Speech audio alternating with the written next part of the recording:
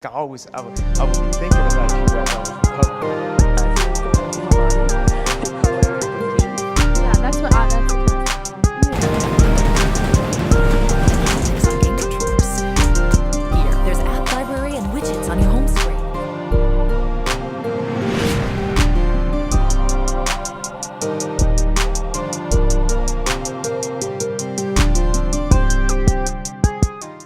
Alcohol. So throughout time, I know there was like a prohibition in the 1920s. We are still there. I mean, alcohol use is still up. It's never changed, and there has never been a negative perception around alcohol since the prohibition. But there has always been one around marijuana. What do you think of alcohol use in this nation? And do you see any type of regulation going towards it, or is it going to pretty much stay the same of the way alcohol is looked upon in this nation? Well, I think that there's regulation, right? You can still only get alcohol in certain places. You can't get hard alcohol in a grocery store. Mm-hmm. Although you can get you can get liquor in you can get liquor in a drugstore. Yep. You can buy beer in a grocery store, Mm-hmm. but not wine. Every state's different, and every county is different in Kentucky, right? And that's the legacy of Prohibition. When they were going for Prohibition in the late 19th century, the big target was the federal government, and they got that with Prohibition in the 20s, like you say. But even before that, states and counties were prohibiting alcohol, and afterwards, states and counties still could. So there's still dry counties in Kentucky where you have to go somewhere else to buy alcohol and then bring it back to your home.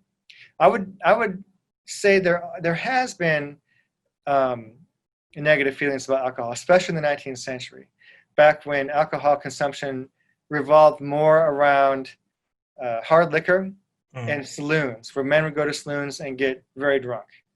And this was what the Prohibition, the temperance movement was targeting that, and Prohibition was targeting that as well. And you can say that Prohibition failed. That's sort of the view that we have of it. But it certainly did change the way that we drink. We don't have saloons anymore where working class men go and get fallen down drunk, as a normal thing that's part of every town and neighborhood. Now we have bars and restaurants and people drinking at home, men and women doing it together. We still have pockets of heavy drinking, like, for example, college towns. But there's also been movements to do things like restrict driving while drinking. Right, that's been the big 20th century social movement after Prohibition. So the way that the people think about alcohol and the way that people use alcohol does change over time. In the last, say, 20 or 30 years, one thing that has happened is that the quality has gone up. Just like with food in general in the United States and everything we put into our bodies, the quality of alcohol has gone up. Now you have much more. You have not just the macro breweries like Budweiser and Miller that sell sort of watered down, not very, tasty beer. You have all sorts of microbreweries now. Every single town has a brewery. I was stopped through Bowling Green a few months ago, and there's a brewery there, the White Squirrel. They have their own microbrewery in Bowling Green, of all places. So everybody's got their own little microbrewery, and they all sell all sorts of different tasting, good beer. So the beer has gotten a lot better. Wine has gotten a lot better, and cocktails have come back. The bourbon industry, especially, is booming right here in Kentucky. And the idea is there's no limit of the amount of money you can spend on getting fancy bottles of bourbon, right? And cocktail culture has come back as well. So in that sense, there's been change in the way we look at alcohol.